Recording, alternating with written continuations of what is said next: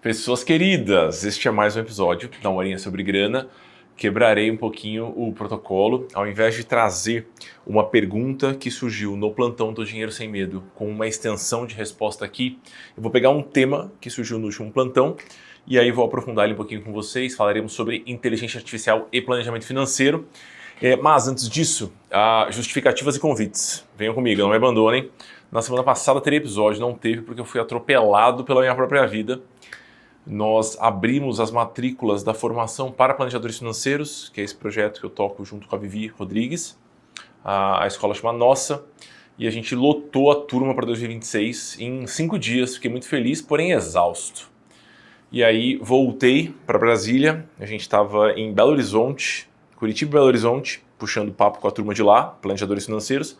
Voltei para Brasília e precisei colocar minha vida no eixo, mais ou menos no eixo, com a Gabriela, minha companheira, viajando. Então foi assim, fortes emoções. Mas a gente sobreviveu e agora me dedico a receber os alunos do Dinheiro Sem Medo, que é o meu programa de acompanhamento. Ele é focado em público final, então provavelmente é para você que está escutando este podcast. A gente cobre toda a parte de organização financeira, toda a parte de investimentos e todas as questões que giram em torno do planejamento financeiro. Os programas completaram 8 anos agora em abril. Eu morro de orgulho deles e estou feliz em conseguir abrir vagas mais uma vez, serão 100 vagas. E aí eu vou entrando em contato com as pessoas da lista de espera. A lista de espera está em meavisa.amuri.com.br, eu vou deixar os links em algum lugar aqui. Aparentemente estou falando meio rápido, porque eu estou acelerado, eu estava levando ela na escola, a Gabriela viajou também essa semana. E aí organizando o escritório, mas a gente vai vencer e chegaremos no final desse episódio com alegria. É isso? Vamos lá. O que aconteceu? Abri o plantão do Dinheiro Sem Medo e aí os alunos trazem dúvidas. O plantão tem essa dinâmica, né? Os alunos trazem uma questão e aí a gente vai aprofundando essa questão com a participação dos colegas. É uma dinâmica que funciona muito bem, eu gosto bastante. E aí, um dos alunos falou, eu tenho uma nova ferramenta para o meu planejamento financeiro e essa ferramenta é o ChatGPT. E eu falei, ok, funciona para você? E ele começou, funciona porque é maravilhoso, porque ela faz isso, porque ela faz aquilo, porque ela faz aquilo, porque ela faz aquilo. Ele começou a listar grandes funcionalidades do ChatGPT para planejamento financeiro.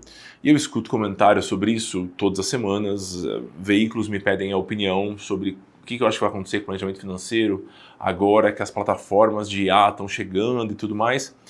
E aí fiz meu comentário para ele, vou fazer meu comentário aqui com vocês.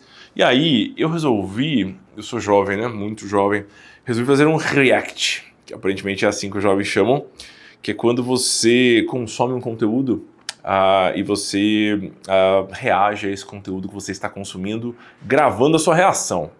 Então se você não é jovem, como eu, talvez você não saiba, mas é assim que os jovens, essa é uma das linguagens dos jovens hoje, a gente reage às coisas. E aí eu vou fazer uma pergunta para o ChatGPT relacionada ao planejamento financeiro e eu vou reagir à resposta do ChatGPT. Vamos lá. Este aluno, ele comentou comigo, Amuri, eu tenho uma nova plataforma para fazer meu planejamento financeiro. E essa plataforma é o ChatGPT. Aí eu falei, uou, me conta como é que você faz. E ele começou a me contar um pouquinho de como ele vem utilizando o ChatGPT para organizar as informações, para categorizar as despesas, para fazer uma série de movimentos que, na visão dele, são movimentos de planejamento financeiro. E aí eu vou dei para ele, na verdade, vou esticar com vocês aqui um pouquinho, a mesma resposta que eu dou quando um veículo de informação me procura, como um portal de notícia me procura, uma instituição me procura, pedindo as minhas ponderações, as minhas previsões de para onde vai o mercado do planejamento financeiro em relação à inteligência artificial.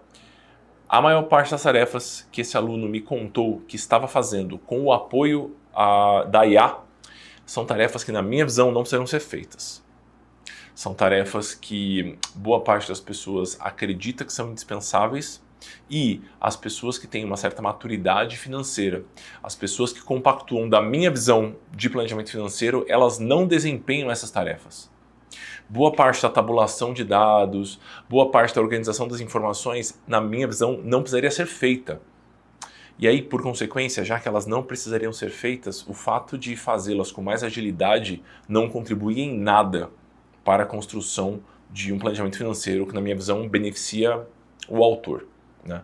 Amuri, quer dizer que você é um desses chatos que não gosta de inteligência artificial? Gente, pelo amor de Deus, eu sou formado em ciência da computação, eu acho tudo isso o máximo. Eu amo criar desculpas para comprar equipamento, para usar a plataforma, para gastar mais horas do que eu devia olhando o código, sendo que eu poderia pagar alguém para fazer isso por mim e a pessoa faria muito melhor do que eu. Eu amo essas coisas. Então eu estou no outro lado dessa história. Eu acho super interessante, eu advogo a favor com as devidas ressalvas, mas para construir planejamentos financeiros interessantes, para construir planejamentos financeiros que apoiem a vida das pessoas, uma pessoa comum, não uma grande corporação que tem quilos e quilos de dados, não uma startup que precisa cruzar tendências de mercado com o expense report de cada área da empresa. Gente, estou falando aqui da pessoa comum, você que está me escutando. Você que é funcionário público, você que trabalha na Vivo, você que trabalha numa empresa qualquer, na frente do computador 12 horas por dia, você é uma pessoa comum, Para você, a chance de que você tenha algum benefício muito palpável por utilizar a IA no seu planejamento financeiro, na minha visão, ela é muito pequena. Okay? Então, a minha resposta para esse aluno girou em torno desses pontinhos e a gente foi dissecando tarefa por tarefa. Aí ele falou, por exemplo, então, mas é muito útil, porque aí eu pego meu extrato, jogo na IA e aí eu peço para ele categorizar as despesas que estão lá. E aí eu sei que eu gasto mais ou menos 27% do meu orçamento com habitação. Ok. Essa resposta, uma ferramenta, uma fotografia te daria.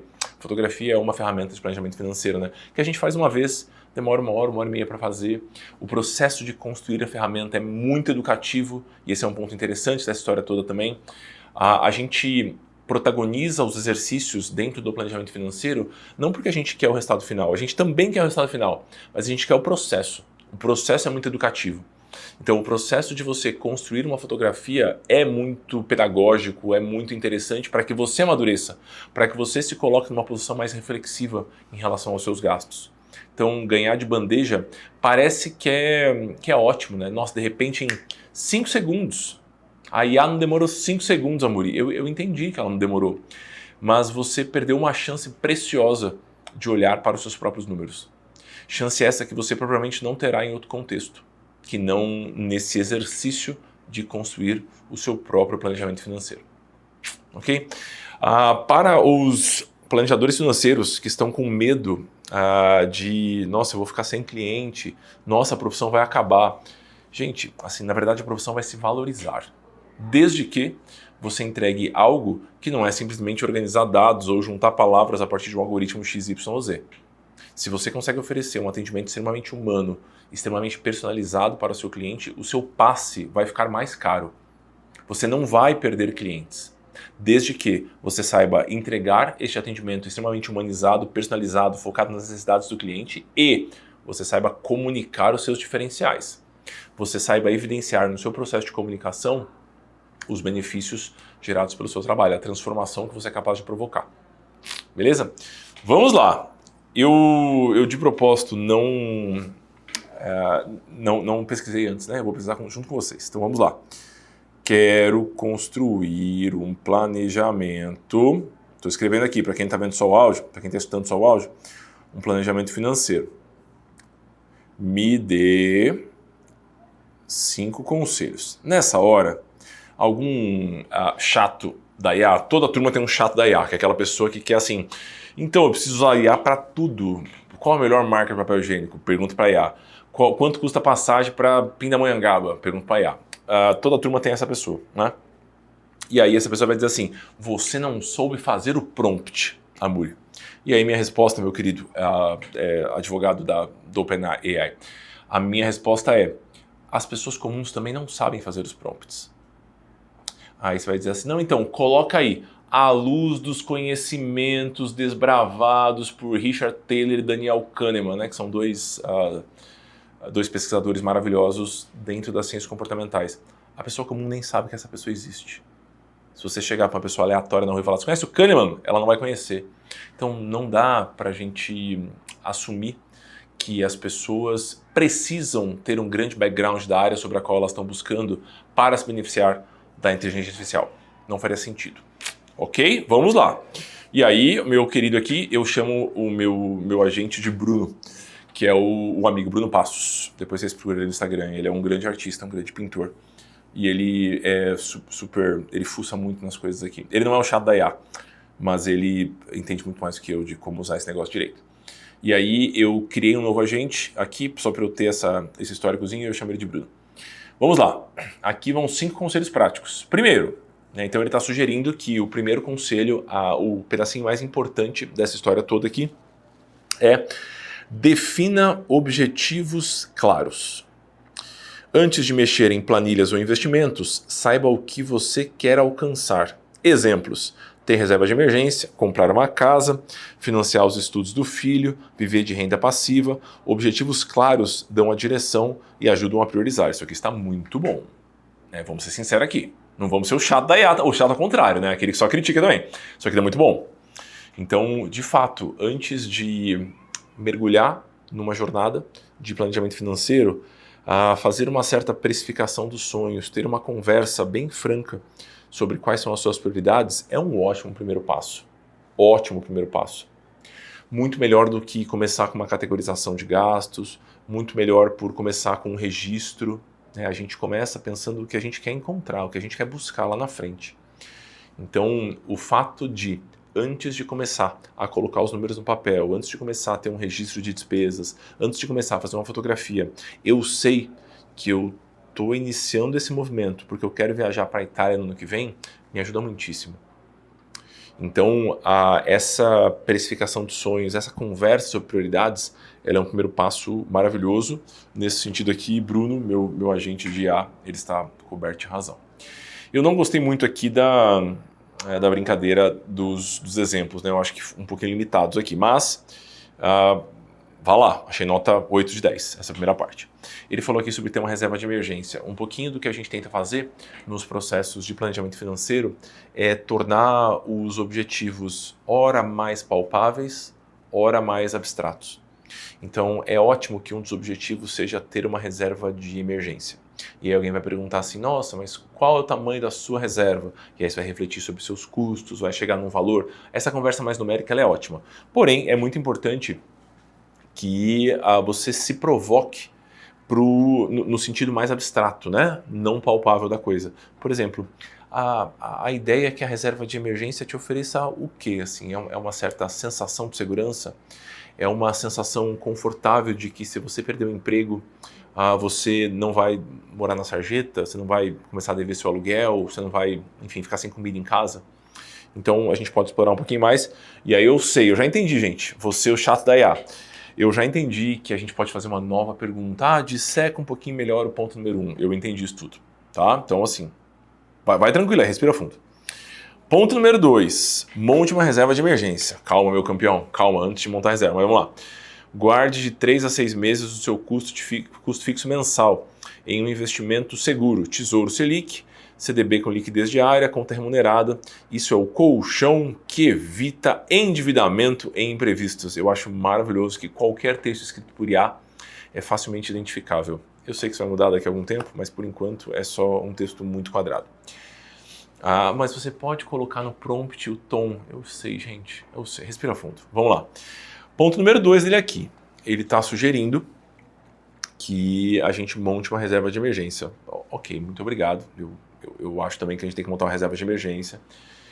De 3 a 6 meses me parece um valor bastante factível, mais adequado, mais conectado com a realidade socioeconômica do Brasil do que boa parte dos educadores financeiros, que acaba divulgando valores muito maiores do que esse, por exemplo, 12 meses do seu custo fixo mensal.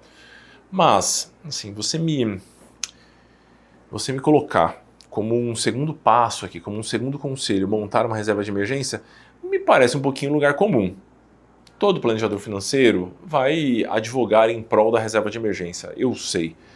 Colocá-la nesse lugar aqui antes da gente passar por tantas outras ponderações, por tantas outras conversas que a gente poderia passar, que facilitariam inclusive a montagem dessa reserva, me parece um pouquinho pular alguns passos. Tá? Com relação ao tamanho, eu achei bom. E tem um erro conceitual grave aqui, né? Guarde de 3 a 6 meses o seu custo fixo mensal. Não, né, gente? Não, né? É de 3 a 6 meses do seu custo mensal, não só do seu custo fixo. Porque nesse meio do caminho, que você tiver, por exemplo, sem renda, consumindo da sua reserva, você continuará tendo seus gastos variáveis, seu custo variável. Né? Você não tem só custos fixos no seu mês. Você tem os custos fixos, os custos variáveis, os custos sazonais, a margem para imprevistos. Tudo isso precisa compor o cálculo que vai resultar em um valor de reserva de emergência que para você é razoável, né? Que te oferece essa segurança. Ok, ponto número 3. Organize seu fluxo de caixa. Acompanhe entradas e saídas. Use categorias simples. Essenciais, estilo de vida e investimento. Muito ruim isso aqui, gente. Procure manter um superávit mensal, gastar menos do que ganha. Muito obrigado, Bruno. Que conselho maravilhoso. Automatize pagamentos e aportes para não depender só da disciplina. Então vamos por partes aqui. Primeiro, antes de organizar fluxo de caixa, antes de acompanhar entradas e saídas, está faltando aqui um exercício chave nessa história toda, que é crie uma estrutura bancária favorável. Então é um exercício que a gente aprofunda muito no Dinheiro Sem Medo, que é um programa de acompanhamento que eu ofereço. Isso está presente no livro Dinheiro Sem Medo também, está presente em 1 zilhão de textos que eu já escrevi por aí. Antes de começar a mergulhar em números, a gente mexe na estrutura. Então a ideia é que, ao invés de sair mexendo, corta gasto aqui, corta gasto ali, a gente vai se preocupar em por onde o dinheiro entra, por onde o dinheiro sai. Isso parece uma coisa meio besta, mas eu canso de ver pessoas com estruturas financeiras super complexas, muitos cartões, muitas contas correntes, investimentos espalhados aqui e ali, e aí por conta desta bagunça, ela se sente incapaz de construir um planejamento financeiro eficiente. O planejamento fica mais complexo e, por consequência, demanda mais energia. Então, antes de mexer nessa história do fluxo de caixa e blá blá blá, de acompanhar a entrada e saída, que pode ser algo interessante, pode não ser, com certeza estruturação bancária antes. Né? E aí, se você quiser dar um Google aí, Eduardo Amuri, estruturação bancária, ou entrar no meu site, ou entrar no programa, você vai ser muito bem-vindo. Use categorias simples, essenciais, estilo de vida e investimentos. Assim, eu não gosto muito das categorias. Eu geralmente separo só fixos, variáveis, sazonais e margem, e eu não me preocupo tanto em quebrar as categorias dentro desses grandes blocos de gastos, porque para a maior parte das pessoas isso não gera uma mudança de comportamento e não gera uma sensação de satisfação por ter entendido o cenário. Essa satisfação ela costuma vir com o resumo da fotografia, que é um outro pedacinho do exercício, onde a gente trabalha com gastos fixos, variáveis, sazonais, margem, e aí chega num total e confronta esse total com as entradas daquele mês. Então, assim, esse conselho é meio ruinzinho, até porque essencial é o quê? Proteína é essencial? Né? Comprar uma roupa em um mês que você está muito baixo astral, com a autoestima no chão, não é essencial? Trocar o sofá da sala, que está te deixando com uma sensação terrível, e aí por conta disso, você não quer tanto ficar em casa e quer ficar na rua sempre, batendo perna em outro lugar. É essencial ou não é essencial? Ajudar sua mãe é essencial ou não é essencial? Então é uma questão muito subjetiva na minha opinião. E aí, categorias simples como estilo de vida, é uma categoria simples, estilo de vida, gente? Que raio que é estilo de vida? Então achei meio ruinzinho. Procure manter um superávit mensal. O superávit ali seria ganhar mais do que você gasta, né? Um conselho meio pastel de vento, né? Esse último é o melhor daqui. Automatize pagamentos e aportes para não depender só da disciplina. Esse é um grande ponto. Acho que aqui a gente pode dar um 6 de 10 para esse ponto número 3, que é organize o fluxo de caixa. Esse último vale todo o restante. Se você não fizer nada do que esse podcast diz em nenhum episódio, mas só automatizar a sua formação de poupança, eu já vou achar ótimo, já vou ficar feliz, já vou comer um brigadeiro em sua homenagem. Ponto número 4. Cuide das suas dívidas primeiro. Vai devagar aqui, meu guerreiro. Se tiver dívidas caras, cartão de crédito, cheque especial, empréstimos com juros altos, faça disso a sua prioridade. Não é um bom plano. Não adianta investir a 1% ao mês se você paga 10% ao mês em juros. Ok, esse último ponto aqui, senso comum, mas ok. Nem sempre cuidar das dívidas primeiro é o melhor caminho. Em muitos cenários, construir uma reserva de emergência, mesmo estando endividado, é algo interessante e sensato a se fazer. Muitas vezes, organizar o orçamento antes de olhar para a listagem de dívidas também é um caminho interessante. Então, obviamente que eu não teria como o ChatGPT fazer 1000 ponderações aqui, eu estou dando desconto para ele. Mas quando ele taxa aqui, não, o melhor é cuidar das dívidas primeiro, e aí bota uma frase de impacto na sequência, dá a entender para o usuário leigo que isso aqui é o melhor a se fazer. Então não adianta investir a 1% ao mês se você paga 10% de juros. Ok, matematicamente você está certo, mas tem outras questões aqui que extrapolam a matemática. Então esse aqui, se foi meio mal, eu vou dar 5 de 10 para você. E aí, temos aqui o conselho número 5, que é invista de acordo com o seu prazo e perfil. É um bom conselho, é um bom conselho. Curto prazo, que ele está chamando de até 2 anos. Liquidez e segurança, Tesouro Selic, CDB de liquidez diária. Até aqui estamos de acordo. Curto prazo, na minha visão, compreende esse período de 0 a 2 anos. E a gente está bem aqui, estamos vencendo. Médio prazo, de 2 a 5 anos. Aqui a gente se perdeu. Aqui a gente discorda. Eu e você a gente discorda. O médio prazo ele está falando de 2 a 5 anos, ele está sugerindo renda pré-fixada, não concordo, e IPCA+, aqui a gente está um pouco melhor. Na minha visão, o médio prazo compreende esse período extenso entre 2 anos e 10 anos.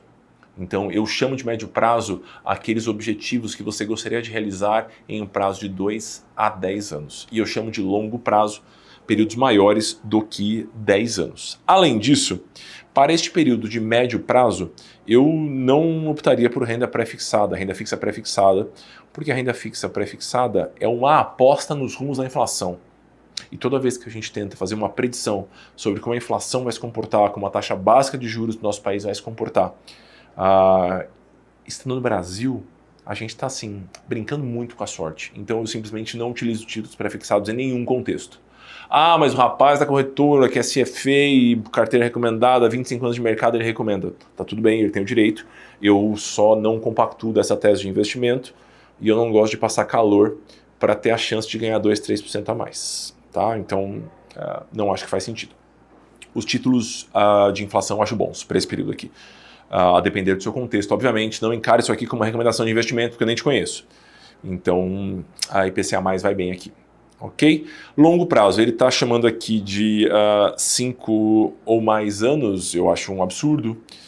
Se a gente vai chamar de longo prazo, um prazo de 5 anos, 12 anos é o quê? É longuíssimo prazo? 20 anos é o quê? É um absurdo de prazo, então não faz sentido na minha opinião.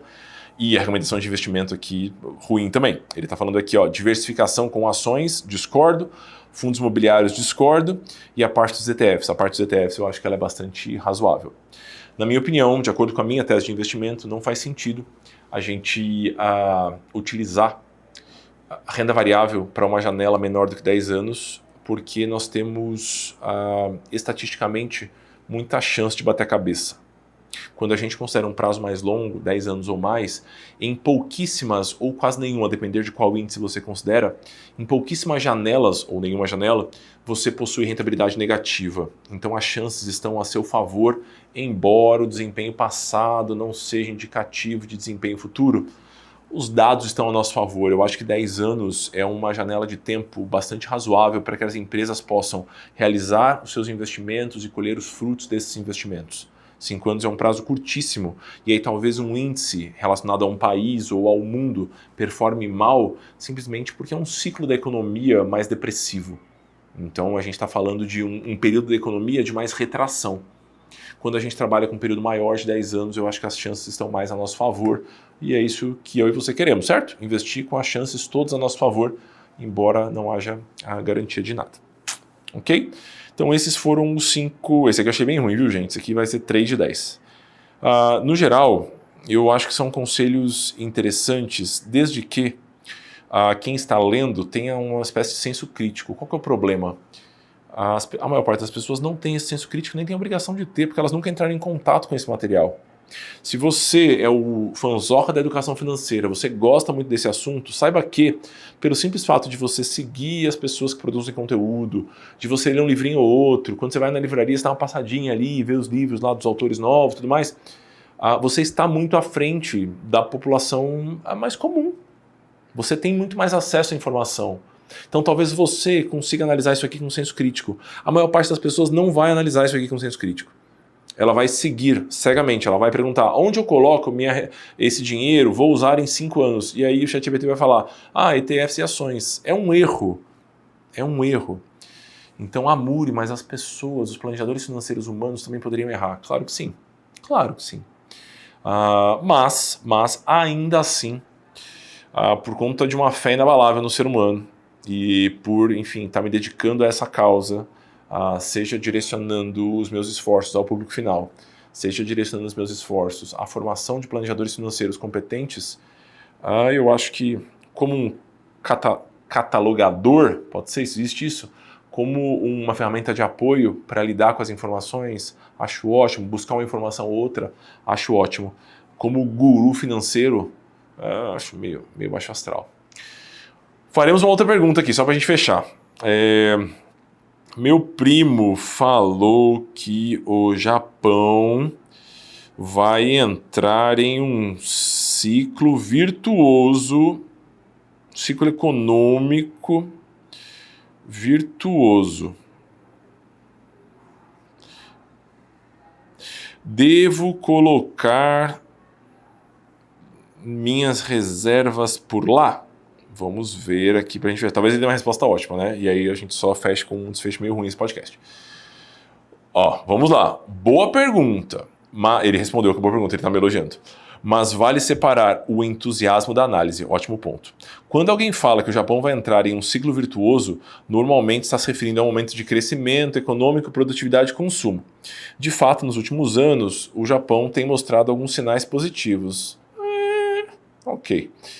Mas antes de pensar em mandar toda a reserva em negrito, gostei disso aqui, alguns pontos. Reserva não é para risco, ótimo.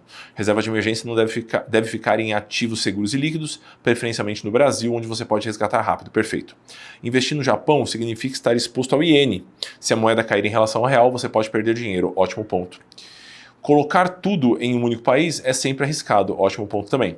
O Japão tem pontos fortes, tecnologia, empresas globais, mas também desafios sérios, demografia negativa, dívida pública altíssima, ótimos comentários. Um caminho mais realista. Se você quiser aproveitar a tese, dá para se expor de forma diversificada. Bom ponto. Por exemplo, usando ETFs globais que incluem Japão, ótima alternativa para longo prazo, né? Lembrando que é um ETF de renda variável aqui. Ou ETFs específicos do Japão listados no Brasil. Aqui não entre nesse caminho. Caminho muito perigoso, vai dar muito trabalho. Aí ele tem um ponto final aqui, a proporção sensata. Se for para investir, que seja uma pequena fatia do portfólio de longo prazo, de 5 a 10%, e nunca com a sua reserva de emergência. Ok, foi uma ótima resposta dele. Ótima resposta, ponderado. E aí ele dá um resumo no final. Em resumo, não use sua reserva para isso, mas se a tese fizer sentido para você, eu acho que você não tem condição de avaliar a tese, você, usuário leigo, avalie expor parte da carteira de longo prazo, de preferência via ETF ou fundos diversificados. Tá bem bom, achei bom. Ok, fechou bem. Gostaram, gente? Me avisem, eu vou seguir nesse formatinho de pegar os assuntos do plantão e aí trago a pergunta para cá e a gente vai aprofundando. A lista de espera para o Dinheiro Sem Medo está aberta, meavisa.amuri.com.br, você vai ser muito bem-vindo. É isso? Fechamos. Beijo, tchau.